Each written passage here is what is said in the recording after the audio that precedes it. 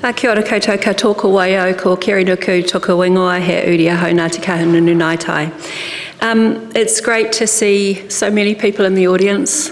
Last year we had less than this, so it's great to see so many people in the audience. And what we consider a really important time, because the Tihei Takitimu was set up under a Pai Order Act. And as we know, the political environment isn't necessarily friendly towards IMPBs. So we think it's really important that we share this opportunity with you all so you can see and celebrate the successes that we've made along the year. So the objective of this is just to present our annual report and finances for 2025 and also to share our insights around the current political context and reaffirm the purpose and functions of IMPB. So I send apologies from Lewis. He's somewhere coming between Napier and Wairoa. And as we know, there's lots of roadworks there. So he said that he will join us in time for food. But, you know, let's hope we get through this quickly, and then he might not. But I want to welcome you all here today. And really part of this is that we know that as a health system, we've been going through significant health reforms. And it seems to be in the health sector that you wake up the next day and there's another challenge, you wake up the next day and there's yet another one and another one. And whether it's directly related to health or not, the challenges for Māori are significant. And if we look at hauora in its broadest sense, whatever happens that compromises Māori is certainly going to compromise the hauora of our people. So we wanted to share today, what we aim to do is to share with you some of the progress that we've made, some of the insights that we've discovered, and also where we potentially are heading into the future. As was promised, the promise of health reform is really yet to be realised. The 2022 Pai Order Healthy Futures Act promised great things. It promised mana motuhake, it promised tino rangatiratanga, and then this government came in force and it removed every single one of our aspirations. But we are still committed as an IMPB to making best to protect our people in these challenging times. I want to also say that as a board and up until June next year, our sole focus will remain on building our legacy, creating opportunities that will carry us forward. And after June 30th, 2026, we don't know what the future has in store for us. But we do know that in this short period of time, our motivation is to build our legacy and be across the sector and hold as many people within this current sector accountable as possible to the dreams and aspirations that our whānau have.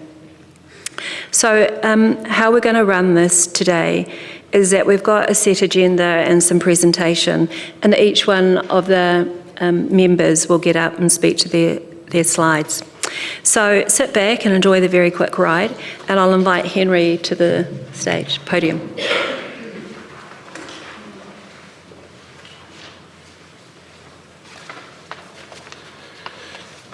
Kia ora tātou. So you might remember at our last AGM we had signalled our intent to develop a community health plan. And this was the exercise where I referenced the Hunger Games. I just quickly scribbled over here, my new reference is the Survivor Series. We Māori Partnership Boards were asked to produce a plan and to determine whether we'd get a spot to the first tranche of the strategic commissioning. This was meant to happen in January this year, 2025. And as most of you will know, we published a community health plan back in December 2024.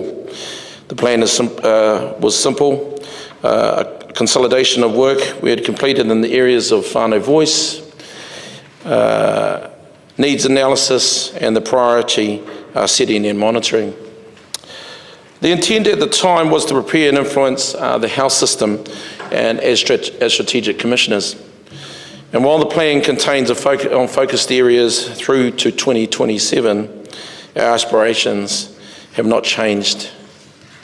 We're after an environment where whānau have access to timely, high-quality healthcare, a system that enhances whānau to live long and healthy and productive lives, and a country that prioritises on equity and when it comes to investment in health services. And that whānau are enabled to make good decisions about the matters and what matters to them. And our expectations of Health NZ are very clear throughout the whole document. And to this date, our expectations are still unmet. I'm going to hand over to my colleague Beverly. Tēnā koe.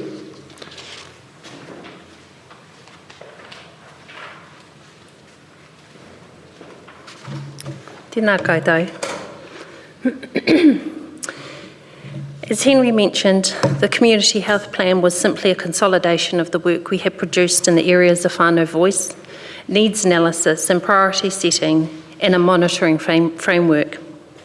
One of the key functions of an iwi Māori provider lies in the monitoring of our health system to determine whether it meets the needs and aspirations of our whānau. In July last year, we endorsed a phased approach to performance monitoring, starting with a small number of outcomes and indicators and building up over time to a more aspirational set of measures and outcomes, which are informed by engagement with whānau and other sectors. The data to effectively monitor what matters to whānau remains elusive. We have since developed some workarounds.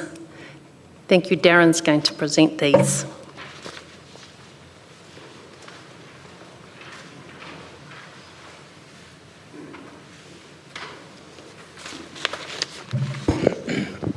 Tēnā koutou. Kātui tēnei ki te tautoko ana te miku e mia, tēnā koe Brian, I tīmata mō tēnei hui I ngā taonga o ka hununu, tēnā koutou, tēnā koutou, tēnā koutou. I was just thinking this looks a lot like Beverly's, but that's because that's her slide. We, in this year, as part of the strategy, had an aspiration, and probably since the outset of Tihei Takitimu, to use research as a disruptive element alongside Crown data to ensure that when it came to delivery of health services, we actually had a fully informed picture. During this last 12 months, we have undertaken a piece of research that looked at that explored the link between health and productivity. And I want to acknowledge that we took that partnership and that activity in conjunction with Hawke's Bay Regional Economic Development Association. As I said, the aspiration was to create disruption and to change the narrative, particularly of the Crown, in the sense of what is economics.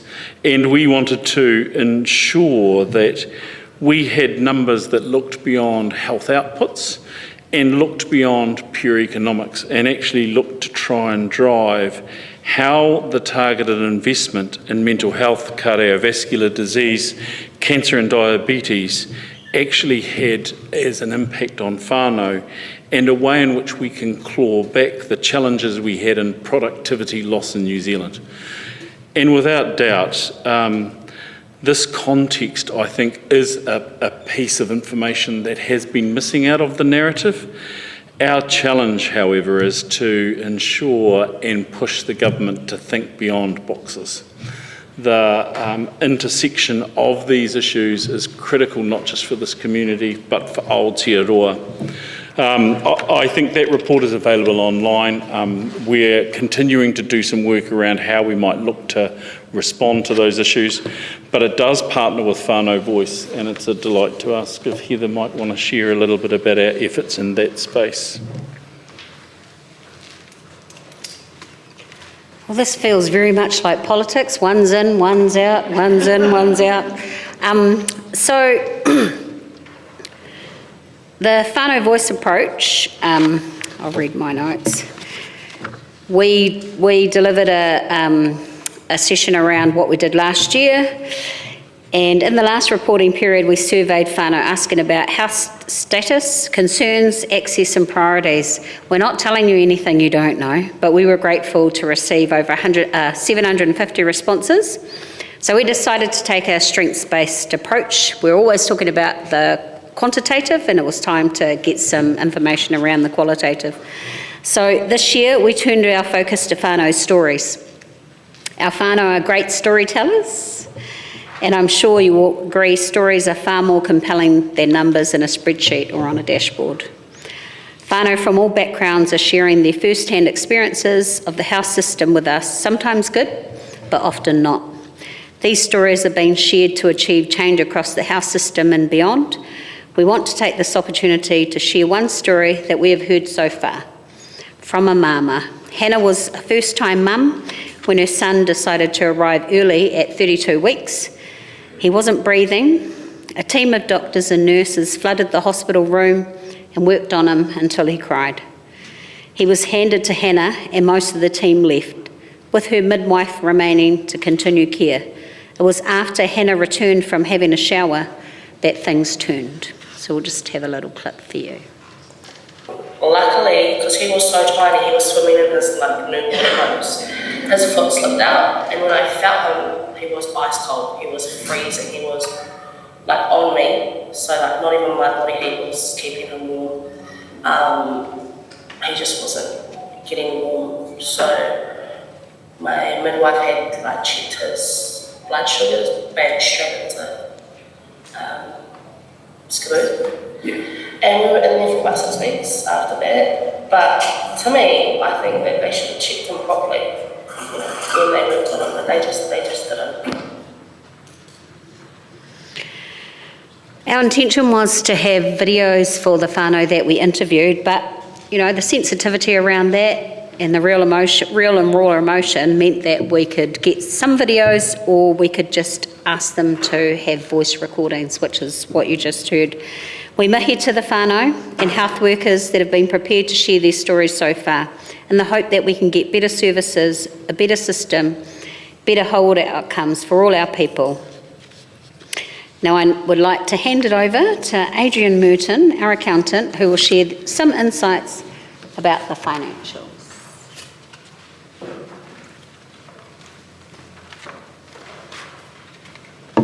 Thank you, Heather. I'm pleased to present the Tihei Takitimu's first performance report for the 15 months to 30 June 2025, as we moved to a recognised charitable organisation and changed our financial balance date of the entity to 30 June from 31 March. So while no longer the inaugural year, there are still several firsts for this entity. Please keep in mind when you are looking at the financials in the annual report, which are from page 26 onwards, that the comparatives are not easily comparable with the 15-month period change. I'll be available to answer any questions when at the end of my presentation and when the questions start. So as many in the room will be well aware, there are components of charitable reporting that focus on non-financial outcomes.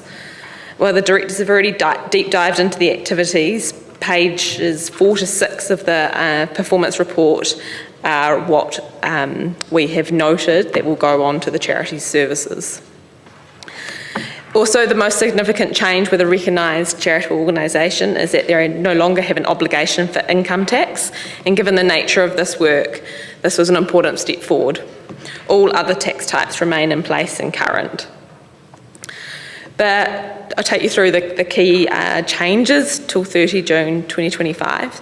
So Health New Zealand, Te Whati Ora, continues to support the operation of the IMPB as the main funding pool. So payments from 1 July 2023 to 30 June 2026, which is the length of the contract, will total 4.1 million. As recognised in the performance report on page 13, there were several series of deliverables required to be completed. All of these have since been completed, and therefore all of the revenue derived to date has been recognised as revenue and not income in advance where there has been any surplus. This has totalled 2.9 million to date. The surplus of this funding forms a significant equity of the company, which totals 2.2 million, of which is built up of cash reserves under investment to be spent on the required purposes and needs in the preceding years. Further to the funding received from Health New Zealand, throughout the last 15 months, a small amount of funding was received from the Ministry of Social Development for 48,000. Ngāti Kahungunu have also returned establishment funds of 13,000, and the funds that we've been on term deposit have returned a sizable interest return. Key expenditure continues to be expenses relating to the service deliveries, and have continued in theme to break these down to recognise the operational structure of the company, otherwise known as the engagement and capability expenditure led by Gina. Data analysis and strategic commissioning were two of the new areas of spend in this current 15-month period. All other expenditure remains in line of what you would expect. So, if you just jump slides. The balance sheet represents the overall cash and equity as at 30 June 2025, as previously noted. This is tied in with all the investments. There continues to be a focus on a long-term model, and funds are still available to develop this. Returns via interest income have been set at satisfactory. However, as interest rates drop, the return on investment has decreased in the last year. The board continues to be prudent, patient and strategic with these funds. Once again, thank you to Lewis, Kerry and the board, Gina, Jackie and the wider operational team for the opportunity to work with you all once again. Thank you.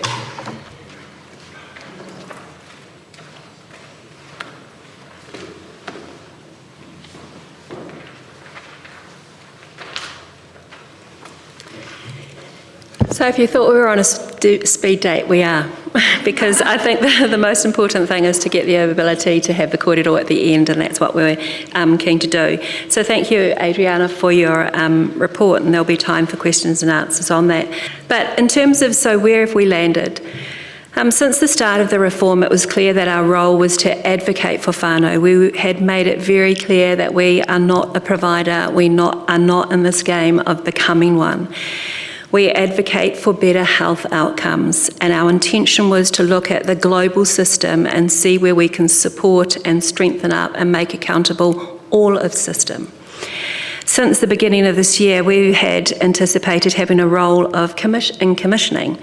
It was clear that this was not about holding the funds or managing individual service contracts, but actually influencing where best to invest in the health when it comes to whānau, and that is why the importance of collecting whānau voice was where the driving had to come from, as opposed to our own thoughts and insights. We were challenged by the health system that was not ready to welcome us to the decision-making table. That's been really a challenge. They were slow to provide any data at all, and was faced with its own change. And it aligned to the Minister's intent to put patients first. So collection of data has been incredibly difficult, but not just for us in Tihei Takitimu, but nationally. And you have to ask yourself, when there's a bit of challenge around trying to access data, then that says a lot. The proposed changes outlined in the Pai Ora Amendment Bill, and remember earlier in this year the Minister had proposed some significant changes to the bill, and it cast uncertainty over the future roles of IMPBs and specifically the commissioning responsibilities we had been anticipating. We, along with other IMPBs, rejected the Pai Ora Amendment Bill proposing the local innovation and a program reset instead of a blunt instrument of legislation. So as you'd be fully aware, the proposed changes were diluting the powering up that Minister Reti used to always talk about. And actually we were being powered down and told to confine ourselves to working within the regions. Not that that was a problem, but actually we can gather whānau voice, we can look at the data and information, but if it can't go anywhere to challenge the system or the Minister's thinking, then actually we're just going to go around in circles at this within our region. So in spite of all these factors, we had to stop finding a way forward with agency. In spite of all these facts, we had not stopped finding a way forward with agency and determination for whānau. The workarounds we have showcased today have yielded some early results which have taken us to the next steps confidently. So despite the fact that we were not going to get anywhere fast through this government, we made a decision at our table that we can't continue to wait for a minister to power us up or down or to determine the future of IMPBs. We had to act on the information and the taonga that we had and push forward by realising whānau voice. And that is where, as Darren said, the alignment with reader was important. What is the economic value within the system, within our region, for health and well-being for our people? So we stepped outside of what I guess the minister would expect, and we were doing our own degree of powering up and resetting. So looking forward, confidently we envisage that we will reset our program in some way to align with the new legislation when it finally is announced. We will work a way and find a way around getting where we need to be. We'll continue to work and engage with the Minister on innovative options that come out of the Health and Productivity Workshop. We will showcase the compelling whānau stories that we've been gathered, and we'll continue to work with IMPBs collectively throughout the regionally and nationally, collaborating for impact on big ideas that make sense regionally and nationally. And mature the collaborative partnerships that we've already had and enable new partnerships.